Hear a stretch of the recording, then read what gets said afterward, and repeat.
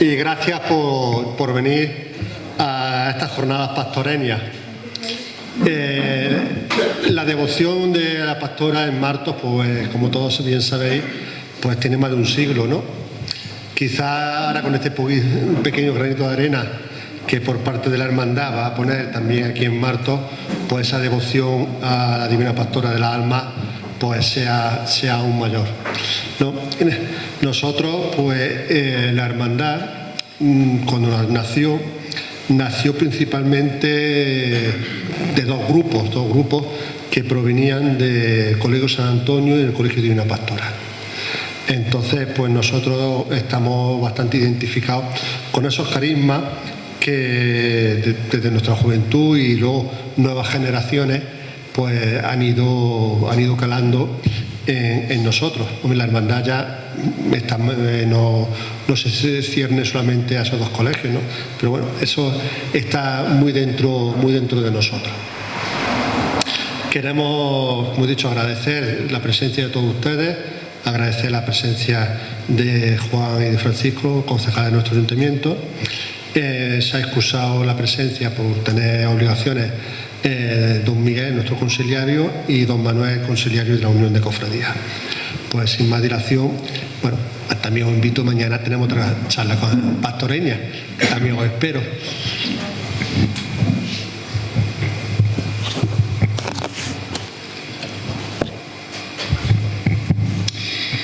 Bueno, pues bienvenido una vez más a esta conferencia sobre la vocación de la Divina Pastora. Con ella damos comienzo a los actos que tienen que ver con el hermanamiento con el Instituto Calasancio, Hija de la Divina Pastora. Este hermanamiento nace en 2017, cuando se produce el centenario del Colegio Divina Pastora en Martos. A través de conversaciones informales con Madre Soledad Carraminiana, que fue la anterior Madre Superiora de este colegio, nos damos cuenta que todas las cosas que tienen que ver en el instituto y en la hermandad están muy relacionadas. El espíritu que nosotros respiramos y el carisma que nosotros vivimos es el carisma calasancio. Como ya ha dicho Antonio, esta hermandad es fundada por hermanos que se han educado en el Colegio Calasancio y su continuidad ha seguido. Muchos de los que estamos hoy aquí somos antiguos alumnos de este colegio y por tanto este carisma calasancio se sigue respirando. Cada uno va donde más a gusto se siente y nosotros estamos en esta hermandad porque es donde más a gusto nos sentimos. Por tanto, es donde está este carisma y es donde se vive esta espiritualidad calasancia. Nosotros creemos que el carisma calasancio es un vehículo de fe para poder abrazar a Cristo y es a partir de aquí donde queremos trabajar y donde empezamos con este hermanamiento y con este trabajo del carisma. Por tanto, a fecha 30 de junio del 2018, cuando se cierra el centenario del colegio, se escribe carta al Gobierno General y a Madre Sacramento Calderón, la que fuera superiora del Instituto Calasancio, con la solicitud de querer realizar este hermanamiento. A 12 de junio de 2021 recibimos carta del Instituto Calasancio aceptando este hermanamiento. Por tanto, las relaciones han seguido y con Madre María José Sotelo, como actual superiora del instituto, se solicita el título de Faustiniana para poder pues representarnos como Hermandad Calasancia.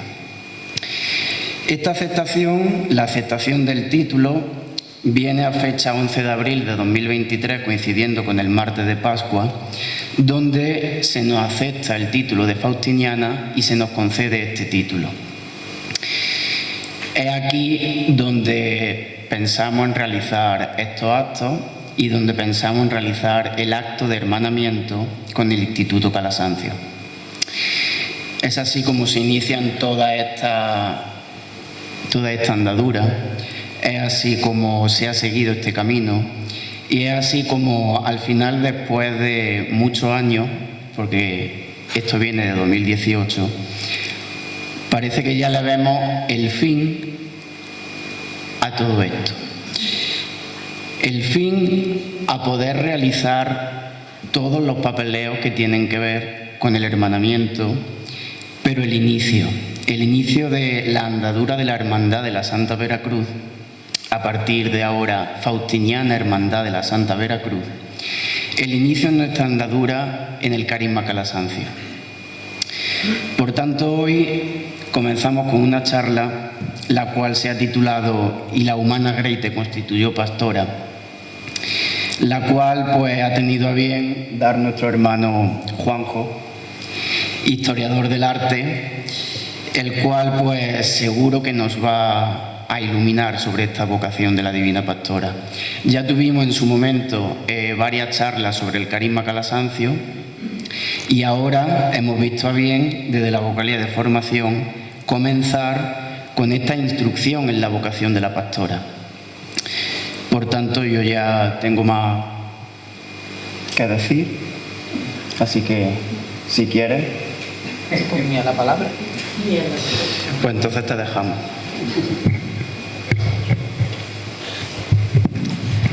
Bueno, pues en primer lugar, muy buenas tardes a todos y gracias pues por estar aquí acompañándome en esta conferencia, que como bien ha dicho aquí Antonio, pues se titula «Y la humana grey te constituyó pastora» o «De toda la humana grey te constituyó pastora», ya en función de donde lo leamos.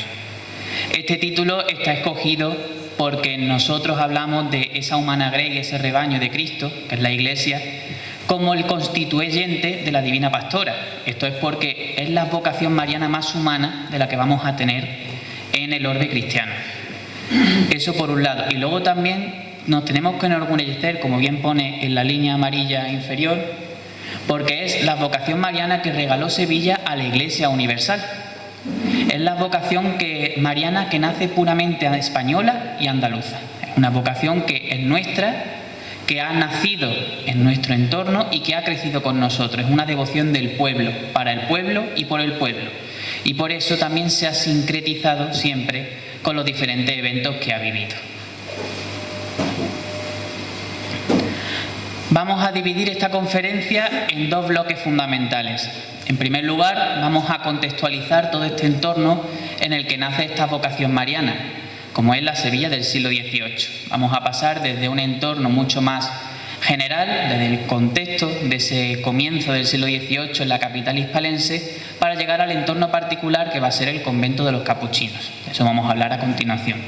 Y una segunda parte en la que vamos a comentar esa difusión de la vocación mariana de la Divina Pastora desde que se origina por parte de Fray Isidoro de Sevilla hasta más o menos nuestros días, las diferentes variantes, y sobre todo nos vamos a centrar en los elementos iconográficos que la componen. Y bueno, pues entramos, como decía, en ese contexto genérico, como es el de la Sevilla del siglo XVIII. Sevilla es una ciudad que ha experimentado una riqueza muy grande, sobre todo a finales del siglo XVI, cuando es denominada Puerto de Indias. El comercio de las Américas partía y volvía a Sevilla, trayendo todas las cargas de oro y plata desde el Nuevo Mundo. Era el lugar desde el que se comercializaba y también al que iban y volvían los grandes mercaderes, los grandes artistas, con el fin de ir hasta América. Esto traerá un grandísimo beneficio económico que se vería materializado pues, en las numerosas obras artísticas que se llevan a cabo, así pues como en el auge de la nobleza que se instala en la ciudad de Sevilla. ¿Qué ocurre? Que vienen dos hechos fundamentales. El primero, en 1649, la peste. La peste en 1649 azotará la ciudad de Sevilla, como también azotó otras muchas capitales españolas, provocando una merma casi en el 50% de su población.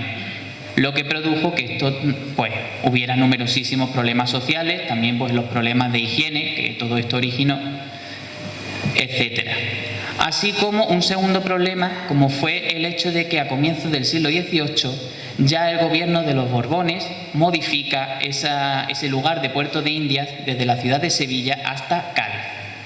¿Esto qué origina? Pues que esa riqueza que venía desde el Nuevo Mundo, la poca que venía ya, puesto que en aquella época ya teníamos los ataques de piratas desde Holanda, desde Inglaterra, que atacaban y se llevaban el botín, como vemos en las películas famosas de los años 60, pues pierde ese dinero y encima pierde esa primacía. Ya no tienen que pagarle por ser puerto de India. Entonces, la merma es considerable.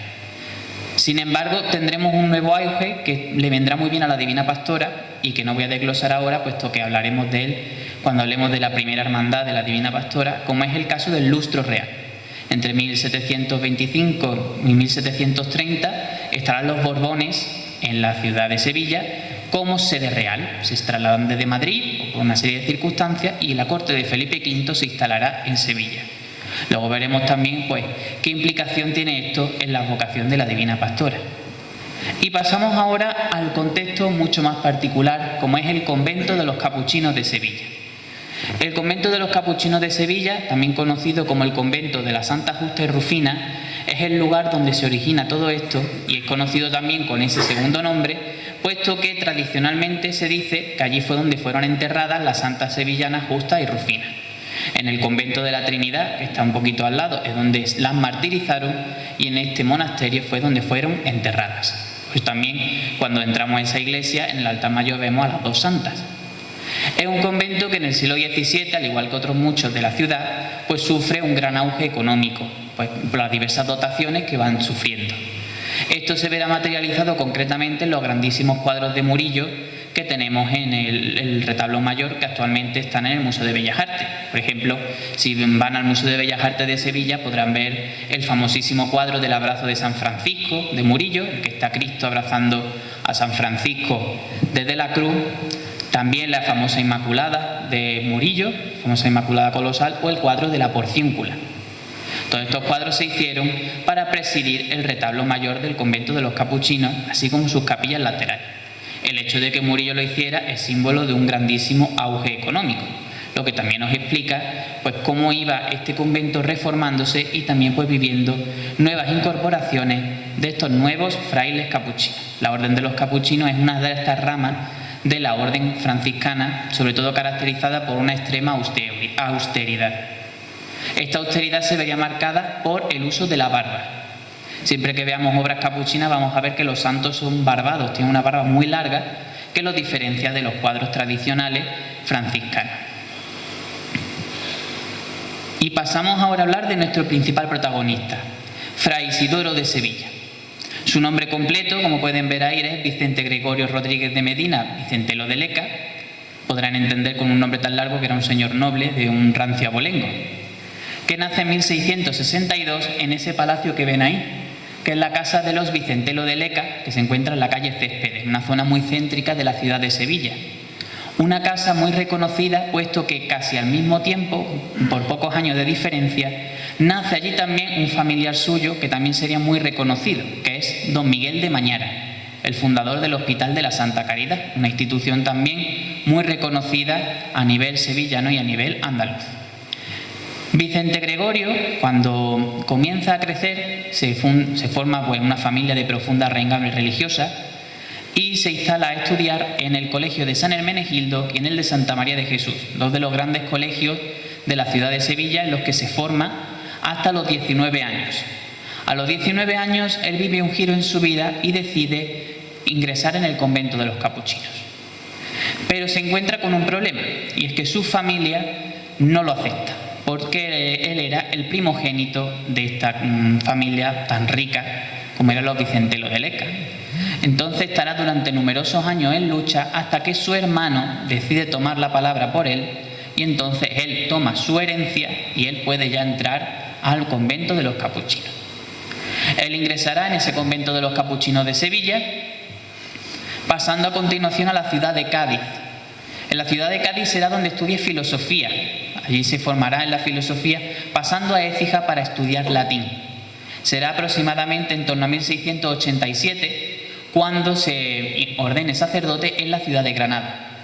Por eso también esa vinculación tan grande que tenían luego los capuchinos en Granada con la Divina Pastora. Deja esa señal también dentro del convento granadino.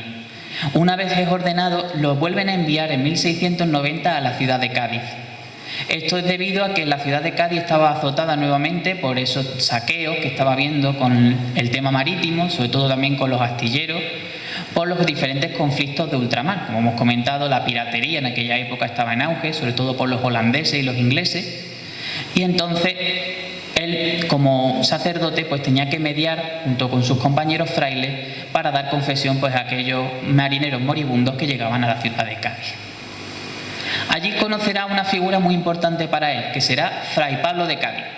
Fray Pablo de Cádiz no era capuchino, sino que era predicador, era dominico, y él se dedicaba a hacer los rosarios públicos del Ave María. Luego explicaremos un poco en qué consisten para entrar en contexto. Él se queda con esa idea del rosario del Ave María que veía en Cádiz, por las calles en especial del barrio de la Viña de Cádiz, y cuando vuelve a Sevilla para notificar todo lo que estaba viendo en Cádiz durante todos estos años, lo obligan a quedarse en el convento sevillano. Lo vemos dentro del convento hispalense nuevamente. Y aquí es donde tenemos el momento clave.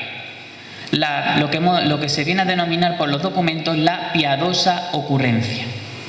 El sitio que ven ahí en la fotografía no es otro que el coro bajo de ese convento de los capuchinos de Sevilla, un lugar muy recogido, un coro bajo interno, oscuro, en el que él se dedicaba pues a reflexionar.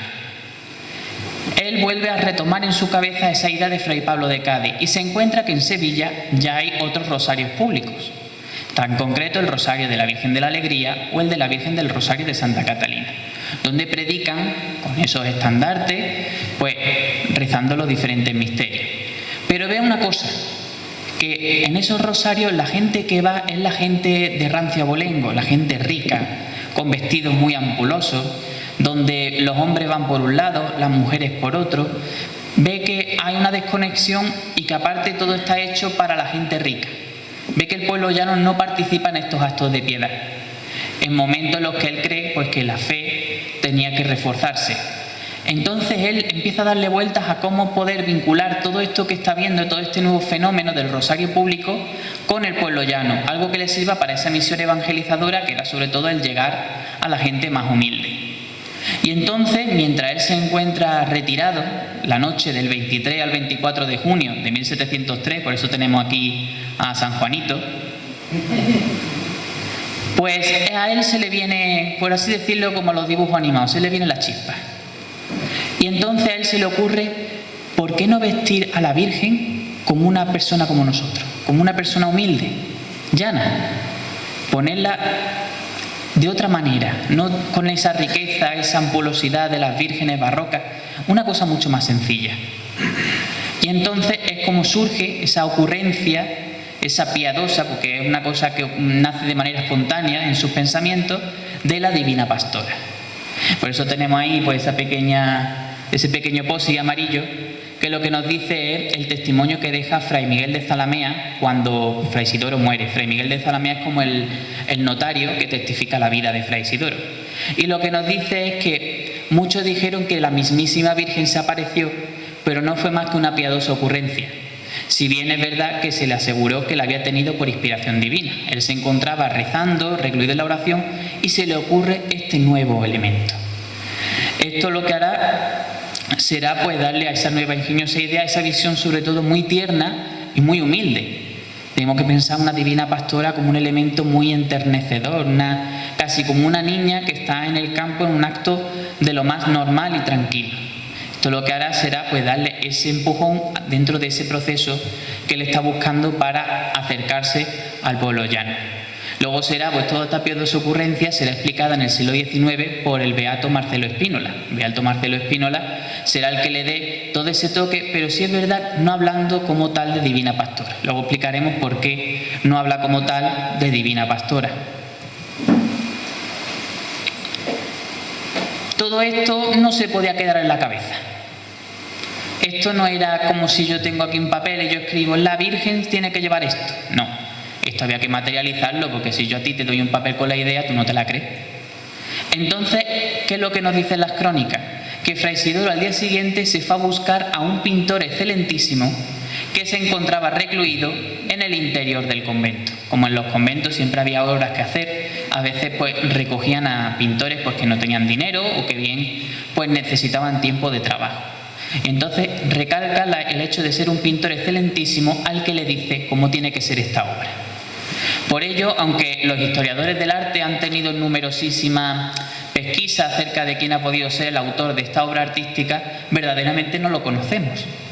Sí sabemos, pues por las diferentes pinceladas, que es una obra cercana a Murillo, a lo que es los discípulos de Murillo. Y aquí tenemos pues esa obra original, ese retrato primitivo de la Divina Pastora de las Almas. Es un cuadro de tampoco no muy gran formato, podrá tener unos 60 centímetros más o menos, que se conserva actualmente en el seno de esa primera hermandad, la primitiva hermandad de la Divina Pastora de las Almas y Santa Marina. Cuadro, como decíamos, realizado en torno a 1703, por más o menos la historia que tenemos, es decir, la tradición es lo que nos cuenta, y donde vemos pues los diferentes elementos que tiene la Divina Pastora, que vamos a pasar ahora a desglosar en base a la descripción que nos da el propio Fray Isidoro de Sevilla, y que voy a proceder a leer directamente, porque la verdad que es un poquito larga. Nos empieza diciendo que en el centro y bajo la sombra de un árbol, sedente en una peña, se encuentra irradiando de su rostro divino amor y ternura la Santísima Virgen. Por eso la vemos sedente, está sentada bajo la sombra de un árbol. Luego hablaremos qué tipo de árbol, porque sí es verdad que en otros de los libros y tratados que hace Fray Isidoro empieza como a distinguir todos estos elementos que originalmente explica. Irá vestida con túnica roja, pero cubierto el busto hasta las rodillas, de blanca pelliza ceñida a la cintura. Como vemos, tiene las pellicas que le llegan prácticamente hasta las rodillas. Ceñida aquí a la cintura por un lazo. Portará manto azul, terciado al hombro izquierdo, que envuelve en contorno de su cuerpo. En el hombro derecho, en la espalda, el sombrero pastoril. Aquí podemos ver el sombrero pastoril. Y junto a la diestra aparecerá el báculo de su poderío. En la mano izquierda sostendrá unas rosas y posará la mano derecha sobre un cordero que se acoge hacia su regazo. Luego hablaremos porque en concreto el hecho de este cordero será el que cree una gran polémica en la historia de esta vocación mariana. Algunas ovejas rodearán a la Virgen, formando su rebaño, y todas en sus boquitas llevarán rosas.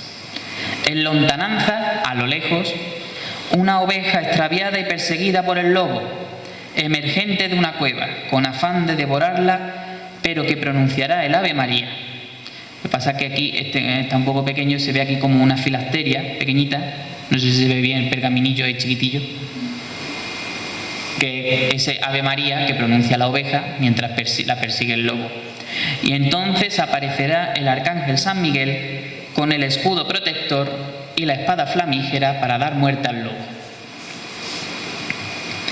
Sí tendremos el 15 de agosto de ese año, se consta que hace una modificación, que es esta, que en la parte superior sean dos ángeles los que sostengan la corona imperial en el acto de coronar a la Virgen sobre ese árbol bajo el que se encuentra sentada. Y si hemos hablado de un pintor excelentísimo, sí tenemos otro pintor con nombre y apellidos. Después de este primer cuadro original, la obra principal que encontramos nos la da Alonso Miguel de Tobar. Alonso Miguel de Tobar es un pintor nacido en Higuera de la Sierra, en Huelva, que será muy reconocido no solo por ser el discípulo de Murillo, sino por ser el pintor de la Divina Pastora.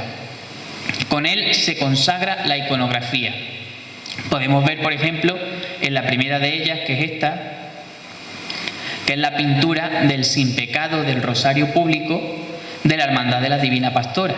La primitiva Hermandad de la Divina Pastora de Santa Marina recibe esta pintura junto al Sin Pecado, pasa que actualmente son dos piezas separadas, donado por los duques de Osuna, la familia de los Telles Girón. Si han ido alguna vez a Osuna, en el panteón de los duques de Osuna están todas las familias de los Telles Girón. Luego hablaremos también un poco de esa vinculación. Cogemos esa iconografía que hemos visto en el primer cuadro y aquí la llevamos a su máxima expresión. Todo muy bucólico, mejoramos el ambiente, le damos mucho más detalle y sobre todo dulcificamos y añiñamos la figura de María. A la Virgen se la presenta como una auténtica niña vestida de campesina que se encuentra en el campo recogiendo flores y rodeada de ovejas. Sin embargo, todo esto tiene un significado que Fray Isidoro pues va desvelando en las diferentes predicaciones. Al lado de esta tenemos otra reconocida, que es la que hemos puesto antes, que es la que se encuentra en el Museo Thyssen de Madrid. Es otra de esas obras donde vemos nuevamente pues todo ese concepto y que la ha incluido principalmente porque vemos en mejor manera el uso de la corona imperial sostenida por los ángeles.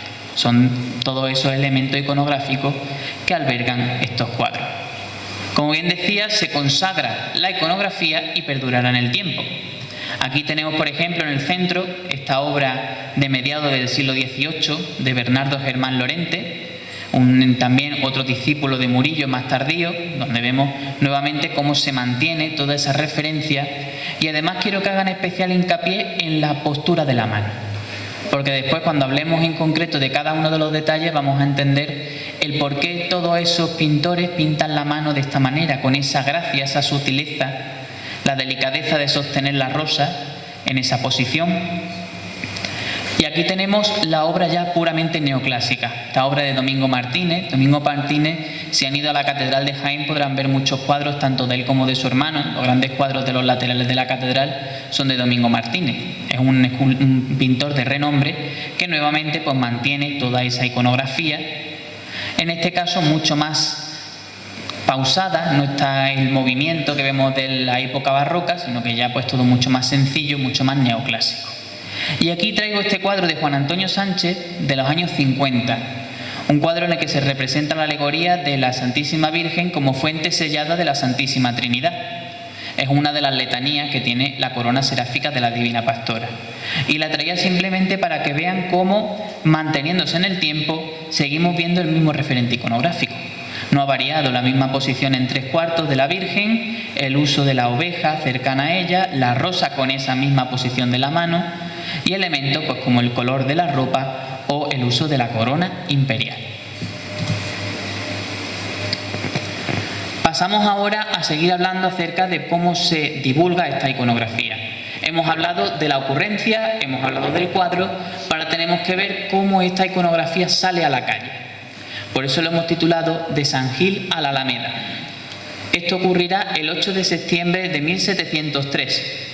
Los rosarios públicos, como pueden ver en esta foto más grande, se hacían, como ven, con un estandarte, normalmente con la pintura representando la imagen mariana en cuestión, la hermandad, unos faroles, tanto de mano como de vara, y se iba procesionando pues rezando los diferentes misterios. Había rosarios de hombres y de mujeres. Esto era debido porque originalmente se hacían conjuntos, pero empezó a haber una serie de abusos, sobre todo porque los rosarios eran nocturnos, y entonces se deciden separar y se hace el rosario de hombres y el de mujeres.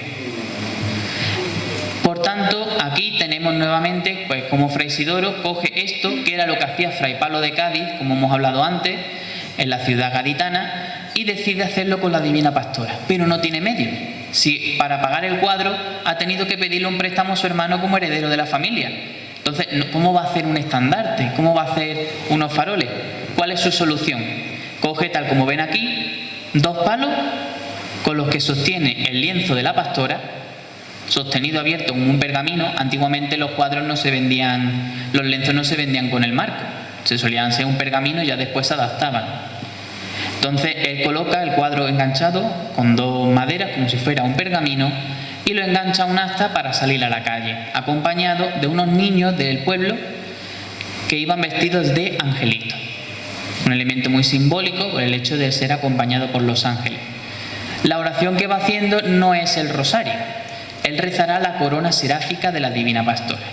Coge la corona seráfica, que es el rezo de los 7 misterios, y lo adapta a la Divina Pastora. En todos los misterios incluye esta devoción a la Santísima Virgen, que será completada después en 1820, cuando se hagan las letanías de la Divina Pastora.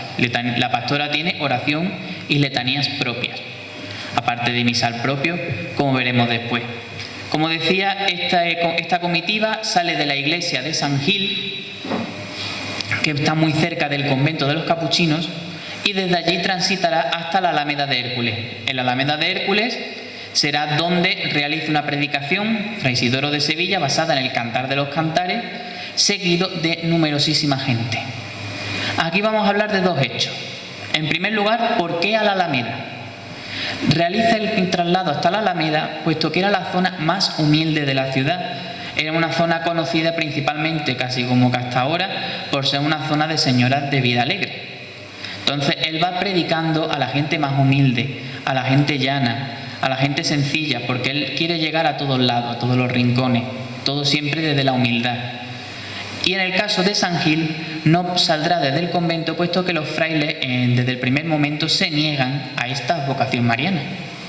Los frailes eran fieles al culto a la Inmaculada Concepción, que era la patrona en aquel momento de los capuchinos también, por ser franciscanos, y ellos ven una irreverencia el colocar a la Virgen como una campesina. Esto será un gran debate que irá arrastrando hasta que finalmente se consolide pues, ese patronazgo de la Divina Pastora sobre la orden de los capuchinos.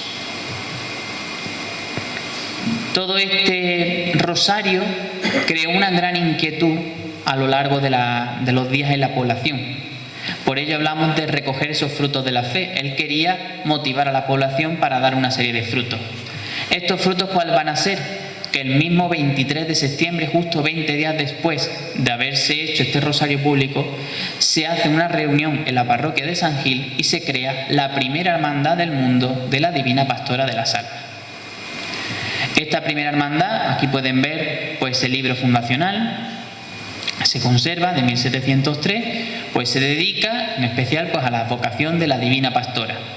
Pasa que vemos también al lado pues, a Santa Marina de Agua Santa, puesto que la hermandad se trasladará desde San Gil a la parroquia de Santa Marina, por eso recibe ese segundo apelativo. Esta vocación seguirá creciendo, tanto que en 2 años encargan la primera imagen conocida de la Divina Pastora de las Almas. Una obra que se realiza en 1704 y 1705 y es bendecida el 6 de enero de ese año, de 1705. Una imagen que no solo ya crea un nuevo modelo, puesto que no existían imágenes de esta vocación, sino que aparte pues, sufrirá muchas modificaciones que harán que se actualice a lo largo del tiempo. Vemos cómo está la imagen pues, imitando al modelo del cuadro. Vemos cómo se encuentra sentada con el sombrero. En este caso ya el báculo no lo sostiene en la espalda, sino que lo porta en su mano, portando las flores en su mano y las ovejas a su alrededor que le entregan las rosas. Y también pues, los diferentes beneficios han ido barroquizando la imagen. En concreto, y dentro de esos beneficios, tenemos que hablar, como decía antes, del lustro real. El lustro real nos dará un hecho fundamental, que es que los reyes Felipe V y su mujer Isabel de Farnesio llegan a la ciudad de Sevilla, se instalan en el Alcázar y requieren al obispo, bueno, en este caso al arzobispo, lo requieren de un confesor. Quieren a alguien pues, que les confiese en su intimidad y entonces el arzobispo se lo encomienda a los frailes capuchinos. Entonces, ¿qué ocurre? Que Fray Isidoro de Sevilla aquí vio el cielo abierto. Era la solución perfecta. Si él quería consolidar una vocación obteniendo dinero, que era lo que le faltaba, qué mejor que ganar el favor del rey. Y así fue. No solo el rey se convirtió en el hermano mayor honorario perpetuo de la cofradía, entregando durante más de 3 siglos cerca de 1.500 reales al año a la cofradía para su mantenimiento, sino que su mujer le regala los famosos pendientes, pasa que aquí no se ve muy bien, le regala los famosos pendientes de Isabel de Farnesio, una farnesina, son esos pendientes colgantes con el aderezo a juego en el pecho. Y también los duques de Osuna, que son los duques de Telle Girón, serán los portadores del estandarte en los rosarios públicos. Por eso se dice que solo un grande de España era el que estaba permitido que portara el estandarte corporativo, ese estandarte del rosario público de la Hermandad de la Divina Pastora. Es decir, pasamos de sacar el estandarte con 2 palos a ser una de las hermandades más ricas de España, por ser los reyes sus principales promotores. Esto también lo que hará es que todas las obras artísticas alrededor de esta hermandad sean llevadas a cabo por los mejores artistas del momento, porque es una ventana a entrar en la corte. Esto pues dará un rodaje que se mantendrá prácticamente hasta el siglo XX. Por eso esta hermandad gozaba de una capilla en la iglesia de Santa Marina con el más grande de los retablos, con la mejor de las pinturas, el más bello de los camarines, etc. Por desgracia, prácticamente todo eso se ha perdido en la actualidad. Y seguimos pues repartiendo todos esos frutos de la fe. Aquí vemos en primer lugar cómo tenemos la segunda imagen que llega, que él instala en 1704, que es la Divina Pastora de las Almas de Carmona. En la iglesia de San Bartolomé de Carmona, él predica e instala una imagen de la Divina Pastora. Su modus operandi, salvo que fueran lugares muy lejanos, era que, como los frailes predicaban en diferentes templos, él iba, predicaba su vocación y se veía que arraigaba, pues promovía el hacer una imagen. Así hace la de Carmona, que actualmente pertenece a la hermandad de nuestro Padre Jesús Nazareno de Carmona. Él, todas las predicaciones que hacía las novenas de la Divina Pastora, esta pastora que hemos hablado de Santa Marina, que se hacía en quinto. El primero fue la mejor Pastora Asunta, o uno de los primeros, que se llama Pastora Asunta principalmente porque sus cultos eran el 15 de agosto. Esto llevará, por ejemplo, a que esta primera hermandad jure en 1903, si no recuerdo mal, el dogma de la Asunción de la Virgen antes de existir. También tendremos la Fuente de las Pastoras. Este se hace porque, como es la primera pastora del mundo, ella es la base sobre la que se van a sentar el resto de imágenes o de cofradías de la Divina Pastora. Y por último, la Pastora Coronada. Pastora Coronada, que es donde incluimos ese añadido que hemos hablado de la corona imperial. También aquí no solo hace sus inclusiones, sus pautas, sino que incluso dará quejas. Da quejas de algunas imágenes por el exceso, por la opulencia de alguna de sus vestimentas. Que en verdad, si ahora analizamos las Divinas Pastoras, Fray Isidoro se revolvería en la tumba. Porque Fray Isidoro predicaba que la imagen no se vistiera de bordado, que no tuviera orfebrería, que fuera humilde, que fuera... Y ahora vemos una Divina Pastora totalmente recubierta de oro. Pero los tiempos cambian y pues también las diferentes etapas vividas son las que nos dan esto. Como decíamos al principio, los frailes no querían la Divina Pastora. Ellos bajo ningún concepto querían esta imagen, porque ellos veían que era una cosa irreverente. Era transformar a la Madre de Dios, a la emperatriz de los cielos y tierra, en una campesina. Entonces, ¿ellos qué deciden? Pues seguir modificando al fraile, intentando moverlo de sitio, darle cosas, para que se olvide. Intentar como aburrirlo, para que se olvide de esta vocación. Incluso tiene una historia anecdótica, que es que lo nombran padre guardián del convento de los capuchinos. Se supone que, siendo padre guardián, tiene tantas obligaciones que no podía dedicarse a la vocación de la Divina Pastora. ¿Qué ocurre? Que a los pocos días de darle el título de guardián se queda ciego. Y cuando deciden nombrar y nombran a otro padre guardián, milagrosamente en la novena de la pastora recupera la vista. Qué casualidad que recupera la vista en ese instante. Y lo mandan a numerosos sitios, lo mandan a Málaga, lo mandan a Ronda, van mandándolo. ¿Y qué ocurre con eso? Que en cada sitio va dejando unas instrucciones y sus frailes compañeros montan la hermandad. Por tanto, al final la jugarreta le salió cara. Y no fue hasta bien pasada su muerte cuando los frailes decidieron que esa vocación era la correcta. Y como decíamos, seguimos con el legado. Vamos viendo numerosas hermandades de la Divina Pastora. Por ejemplo, la de Málaga se funda en un convento ya existente en el siglo XVII, una obra del sevillano José Montes de Oca, muy buena artísticamente, que precisamente se va a coronar canónicamente el año que viene. Una imagen de gran valía que llega en torno a 1720-1730. También otra de las más reconocidas, que es la de Jerez de la Frontera, también en el monasterio de los capuchinos. Y la Pastora de Gójar, en Granada, también con unas reglas reconocidas desde 1745. Esto será el inicio, continuando con otras hermandades, como la Divina Pastora de las Almas, de la localidad sevillana de Cantillana, también con una gran vinculación con el hecho de que los Vicentelos de Leca tenían casa en Cantillana. La Divina Pastora de las Almas Coronada, primera pastora coronada en nuestra zona, que es la que se encuentra en el convento de los capuchinos de Sevilla, una obra ya posterior, ella es neoclásica, de 1815, que viene a sustituir a la anterior, porque la imagen que presidió, cuando los frailes aceptan la iconografía, lo que hacen es transformar la Inmaculada que presidía en el convento en Divina Pastora. Entonces esa imagen pues no terminó de cuajar, actualmente está en Moguer, y se realiza esta, que si alguna vez la pueden ver de cerca, podrán ver que lo que es el busto de la imagen es como una Venus, se parece mucho a la Venus de Milo, ese concepto del neoclasicismo. Y aquí tenemos a la de Granada, también otra obra puramente neoclásica, en la que, como ven, he destacado con un círculo la presencia del niño. Habrán podido ver en todas las anteriores que, salvo la excepción de ella que lo lleva exento, ninguna tiene niños. Esto viene explicado por un hecho que va a marcar la historia de la Divina Pastora. Y es que los frailes como no la aceptan, el obispado tampoco, a Fray Isidoro cuando va a morir le queda una espina, y es que la Virgen no tiene festividad litúrgica. Rehacen los rosarios, le hacen su culto, le hacen su novena, pero ella no tiene festividad. Entonces aquí entra en juego, aparte de Fray Arcadio de Osuna y otros muchos de los difusores de la Divina Pastora en otros lugares, la persona del beato Fray Diego José de Cádiz. Precisamente ahora estamos en sus días, puesto que el día 14 es su onomástica. Él será el difusor de las reconocidas misiones populares capuchinas. Luego hablaremos un poco de ello, sobre todo en el tema de la llegada a Hispanoamérica. El beato Fray Diego adentra muy bien no solo la devoción a la Santísima Trinidad, sino a la Divina Pastora, y decide llevarla por todos lados.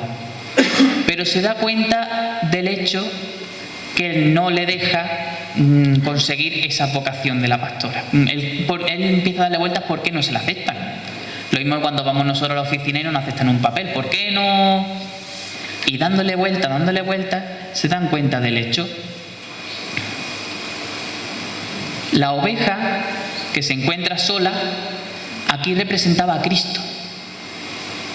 Para la curia de aquel momento, el hecho de rebajar a Cristo a una simple oveja era cuanto menos que una herejía.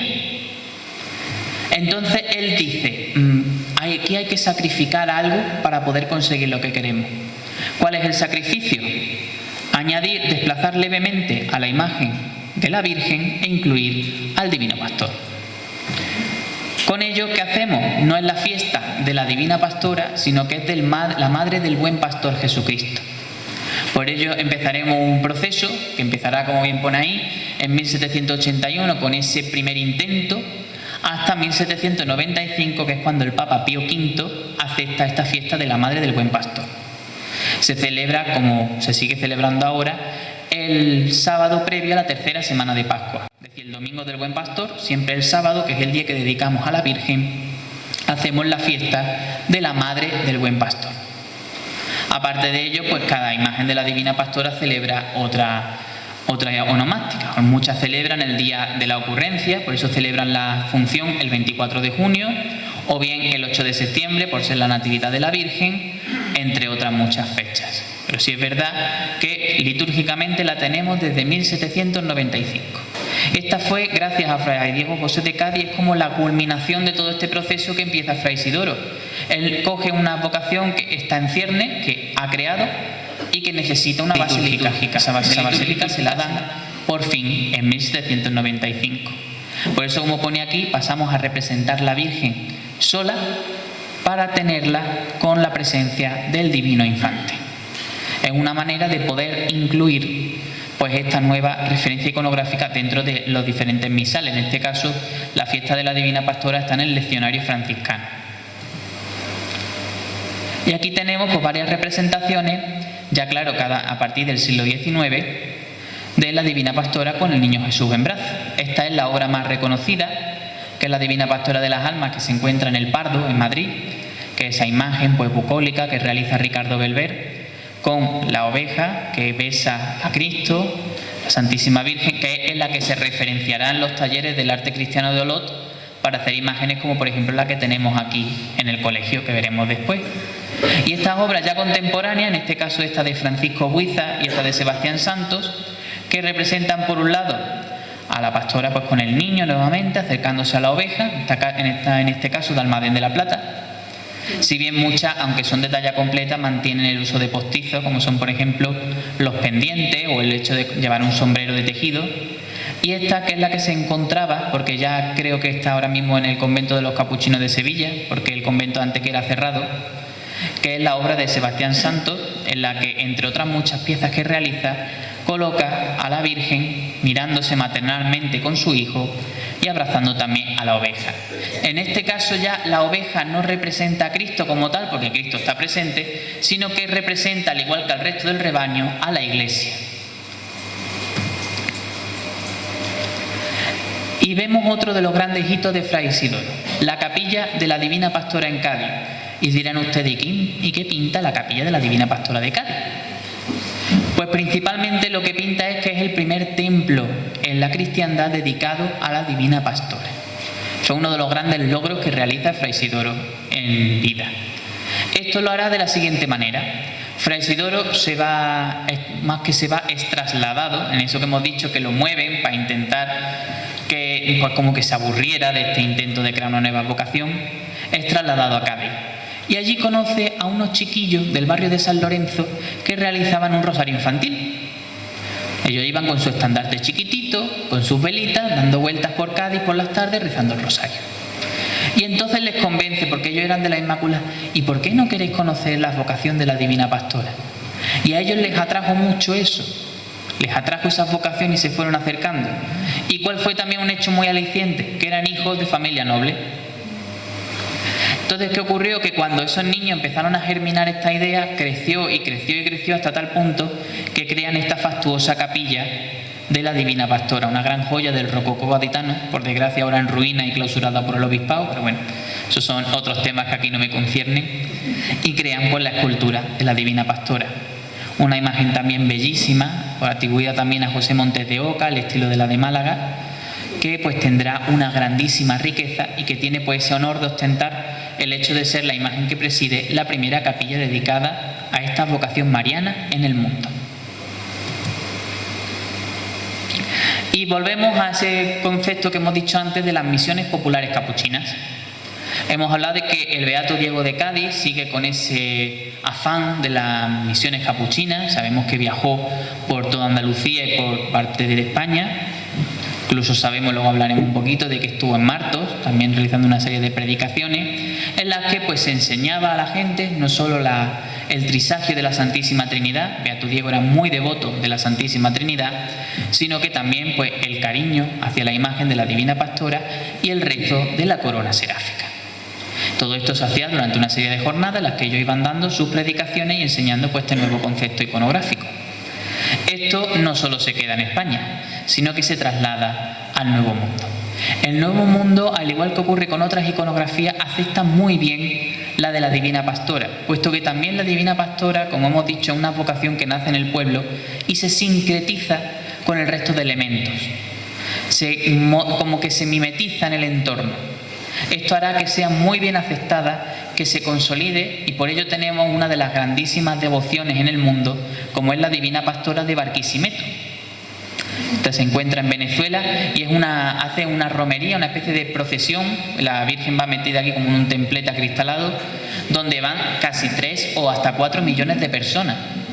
Tenemos que pensar que es una de las grandísimas devociones de Hispanoamérica y que también tiene el honor de ser la primera imagen coronada de esta vocación de la Divina Pastora. Como bien hemos dicho, una vocación que llega también entre finales del siglo XVIII y comienzo del XIX, y como ven aquí lleva ya al niño en brazos. Hemos dicho, pues dentro de esa renovación iconográfica, esto hará que genere muchos lazos con la Divina Pastora. Hay muchas imágenes de la Divina Pastora en el entorno de Perú, también por Caracas, en Colombia, etcétera, e incluso vínculos con España, teniendo una imagen que se encuentra precisamente en Santa Margarita, en Venezuela, que es la que le llaman la sevillana. La Divina Pastora la sevillana, que la regala a un grupo de sevillanos en un intercambio que realizan con Barquisimeto. Por eso en Sevilla, si van al convento de los capuchinos, hay una copia de la Pastora de Barquisimeto, y en Venezuela hay una copia de la Divina Pastora de Sevilla. Y bueno, vamos a entrar ya en lo que son los conceptos iconográficos. Ya hemos acabado un poco la historia y vamos a ver pues lo que son los detalles fundamentales. En primer lugar, hemos hablado, cuando explicábamos el cuadro, de las ovejas. Las ovejas que tienen rosas en la boca, la que abraza a la Virgen, que se acercan en torno a ella. Todo esto es porque, como hemos dicho, representan al orbe cristiano, representan a los cristianos. Y las rosas tienen su significación con las oraciones, con las Ave María. Cuando rezamos el rosario, decimos que las cuentas son como rosas. De ahí su significación el hecho de que las ovejas que nos representarían a nosotros, llevamos rosas a la Virgen que ella sostiene, ella acoge nuestras oraciones. Como dice en el Evangelio, ella las acoge y las guarda en su corazón. Es una manera de representar todo este concepto del Santo Rosario. Hemos dicho que la Divina Pastora nace como una imagen para presidir esa oración pública. También el hecho, como decíamos antes, de la Virgen que acoge a la primera oveja, que representaría a Cristo, que con el tiempo pasa a ser pues otra de las representaciones de la Iglesia. Dentro de esas ovejas tenemos también, como decíamos antes, aquí parece que se ve un poquito mejor, la que sostiene la filasteria con el Ave María. Nosotros cuando hablamos de la parábola del buen pastor hablamos de un rebaño de 100 ovejas de las que se escapa una. Entonces el buen pastor deja las 99 y busca la oveja perdida. Pues la Divina Pastora atribuye también pues esos méritos, también atribuye ese término, y entonces una de esas ovejas es la que se pierde y a la que va el lobo en su busca. El lobo es la representación del demonio, que como en este caso se representa aquí como un ser infame, rojo, tenebroso. Otras veces lo vemos como un lobo, como un dragón, entre otros. Y entonces pues tenemos aquí a la oveja que huye, pues, predicando el Ave María para pedir socorro a la Virgen, y entonces San Miguel, que es el mayoral perpetuo del rebaño, es como el perpetuo cuidador de todo este rebaño junto a la Virgen, su protector, va y acude para matar al demonio y librar a esa oveja para que vuelva al rebaño. Una manera de mantener todo este concepto iconográfico de la Virgen como nuestra protectora. Al hecho de protectora tenemos que añadirle la presencia del cayado. El cayado, como decía Fray Isidoro de su poderío, no es otro elemento más que como cuando vemos a las vírgenes con el cetro de gloria. Es el cetro de reina, de emperatriz, el cetro de majestad. Ella lo que hace es protegernos, custodiarnos. Otra cosa que una lanza, es la lanza del triunfo del bien sobre el mal. Lo mismo que vemos a las vírgenes del socorro, que enzarzan el rayo sobre lo infame, pues ella lleva ese cayado que tiene esa fuerza, ese poder para alejarnos del mal, de lo malo. También pues, el hecho de, como decíamos antes, del sombrero, y también vamos a centrarnos un poco en la ropa y también, como decíamos, en la presencia de la mano. Esta ropa se encontrará basada especialmente, al igual que la postura de la mano, en los cuadros franceses. Los cuadros franceses del siglo XVIII, sobre todo los cuadros de corte, son los cuadros que estaban de moda en aquella época, representan, como decíamos antes, a las vírgenes, a las damas de corte, con esa postura sosteniendo flores, sosteniendo guirnaldas, como un símbolo de elegancia y sobre todo símbolo de poder. Las mujeres con la piel muy blanca eran las mujeres poderosas. Y entonces esa sutileza, esa delicadeza era la que se le atribuía a las mujeres de la corte. La Virgen, como emperatriz de cielos y tierra, es una mujer de corte, una mujer rica. Y por tanto se representa con esa sutileza a la hora de coger, pues, por ejemplo, en este caso, las flores. Y la ropa se adopta también de esos cuadros, porque en esta época se pone de moda lo que se dice el atuendo pastoril. Las mujeres de la corte dejan los vestidos ampulosos y se van a los jardines a vestirse de campesinas. Esto es lo que nos dará la referencia a lo largo del tiempo de esta ropa que vemos en la Divina Pastora y que pues tiene esa explicación artística dentro de esos cuadros de mujeres vestidas de pastora. Por ejemplo, los más famosos son los de María Antonieta. María Antonieta con el pelo despeinado, el sombrero así de lado de copa y las manos sosteniendo las flores. Vemos, como decíamos antes, al igual que en los cuadros, la Virgen se cobija bajo un árbol. Tradicionalmente el árbol que se ha atribuido es el granado. Granado por ser un árbol de arbusto, un árbol bajo el que la Virgen se cobija. Lo que pasa es que por diferentes tradiciones y también por las diferentes circunstancias climáticas de la zona, pues son árboles de un tipo o de otro. Por ejemplo, la Divina Pastora de Jaén va bajo un chaparral. Cada una pues va diferenciándose de otra. Y como decíamos, la Divina Pastora es una vocación del pueblo que se sincretiza de muy buena manera con otro tipo de iconografías y advocaciones. También con otras órdenes religiosas. Aquí podemos ver, por ejemplo, la pastora mercedaria, con el escudo de la merced y el hábito. En este caso, pues vestida con manteniendo el manto celeste, pero con la referencia iconográfica. Aquí la pastora carmelita, esta es una obra muy interesante, donde la vemos vestida pues, con el hábito carmelita, y en este caso ya con el niño en brazos, e incluso la pastora dolorosa, un tránsito por los misterios dolorosos del Rosario. Entonces se suele representar a la Virgen pues con los 7 dolores, transida de dolor o al pie del Monte Calvario. Como alguna gente dice, María es pastora hasta en el árbol de la Veracruz. Es decir, María es, al igual que ella está sentada bajo ese árbol, ese granado que nos representa pues la tranquilidad y el espacio bucólico del jardín, también la Virgen dolorosa al pie del Monte Calvario nos representa pues a esa madre como divina pastora de las almas. También encontraremos pues la pastora Asunta, como hemos hablado antes, o diferentes representaciones de la divina pastora. Y un elemento único que crea esta imagen, que es el risco. El risco es el altar de culto. Lo mismo que cuando vamos a la Virgen de la Villa, su trito tiene su altar de culto montado, o cualquiera de nuestras imágenes marianas tiene su altar de culto con sus velas, sus doseles, la divina pastora tiene un altar propio que es el risco, la montaña. Es un espacio bucólico. Nuevamente, como decíamos, esa referencia con Francia, con el ambiente de la nobleza francesa. Por ejemplo, teníamos el caso del Petit Trianon de María Antonieta. María Antonieta se crea un espacio dentro de lo que es el Palacio de Versalles para estar en un ambiente pues distendido, bucólico, en el que vestirse de campesina, en el que bailar. Pues la divina pastora tiene su altar basado pues en esos ambientes de campo. Son ambientes basados en lo exótico. Tenemos incluso constancia del siglo XVIII de algunos altares de la divina pastora en los que se incluyen estanques con animales, se incluyen pingüinos disecados o hasta cocodrilos. Son ya diferentes elementos que se han ido incluyendo a lo largo del tiempo en ese ambiente por lo exótico. ¿Cómo son esos riscos? Pues como ven aquí, son fondos paisajísticos en los que se ve pues ese ambiente del campo alejado. Por ejemplo, aquí te representa como si la imagen estuviera a las afueras de la ciudad, un ambiente alejado en el que la imagen se erige sobre un gran monte, presentando pues diferentes árboles, coronada por los ángeles, normalmente, siguiendo pues esa iconografía, rodeado de animales y, por ejemplo, en este caso ya con la presencia del divino pastorcito. Estos son los altares tradicionales para los cultos de la divina pastora.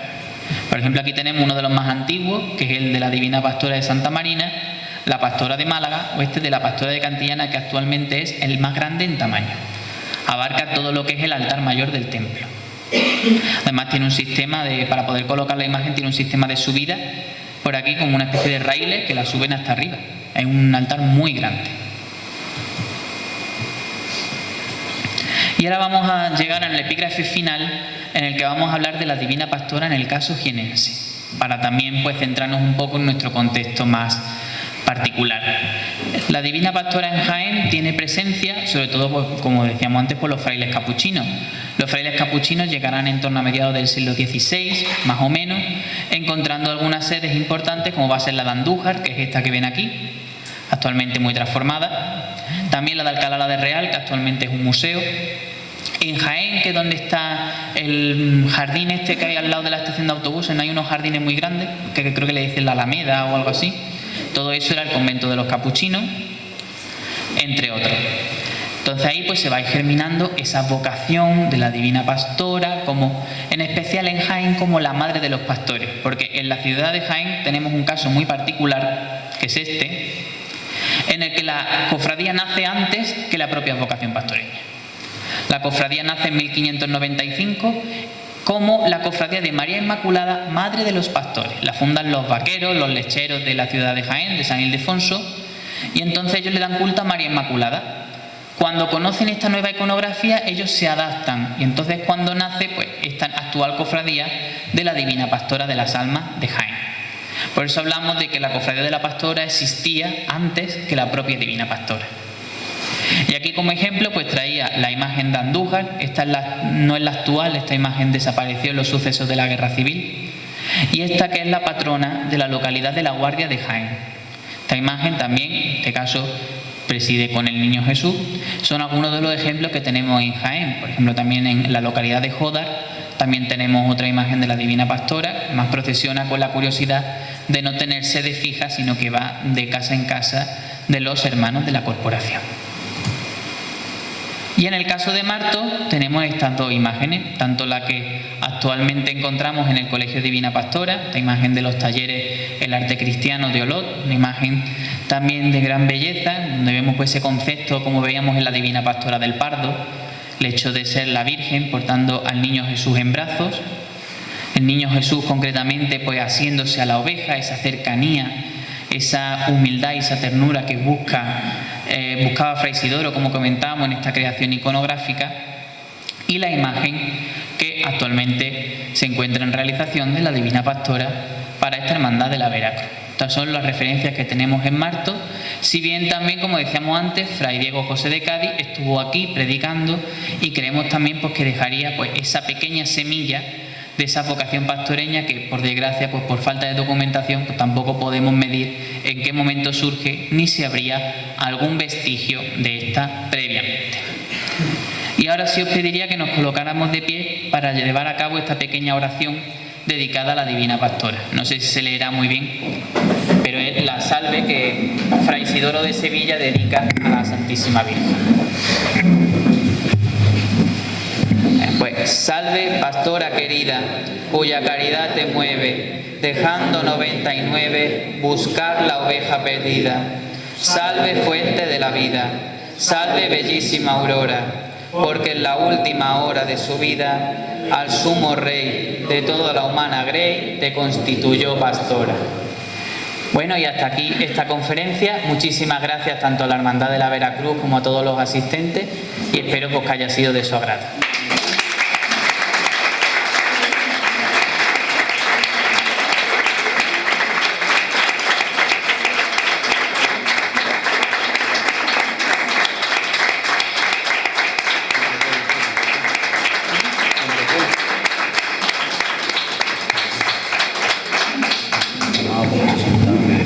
Sí, un poquito.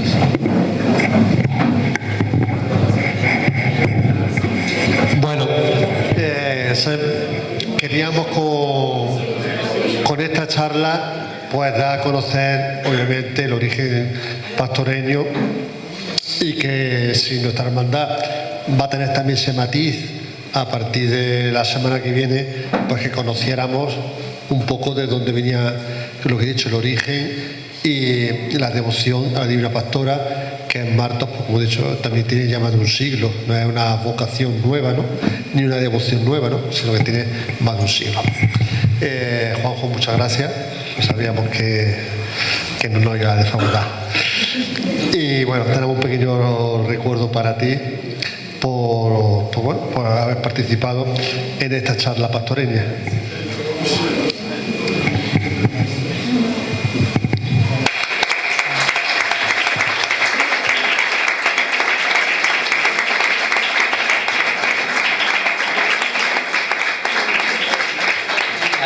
Esto merece la pena leerlo un poco. Damos gracias a Jesús de Pasión y a María de Nazaret por tenerte como hermano y como amigo, siempre presto a cuanto tu hermandad te solicita.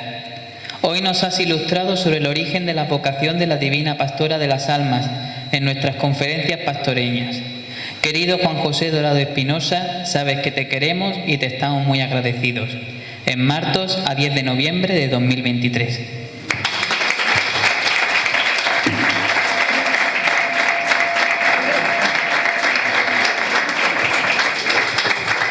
Bueno, a continuación, para tener un rato de convivencia y eso, pues nos vamos a tomar una cervecilla, un aperitivo de parte de la hermandad. Hay una tapilla y la bebida, pues bueno, quien pueda hacer aporte un donativillo, que siempre estamos a 2 velas. Muchas gracias. Bueno, y antes de irnos, recordar 2 cosas. Mañana a las 8 tenemos una nueva conferencia, en este caso a cargo de la Madre Mari Carmen Jurado, sobre la Madre del Buen Pastor, dentro del Instituto Calasancio de la Divina Pastora. Y el sábado mañana, ¿no?, el sábado que viene 18, a las 12 de la mañana, a las 12, que es por la mañana, tenemos el acto de hermanamiento y el acto de bendición de esta nueva imagen de la Divina Pastora para Marta. Gracias.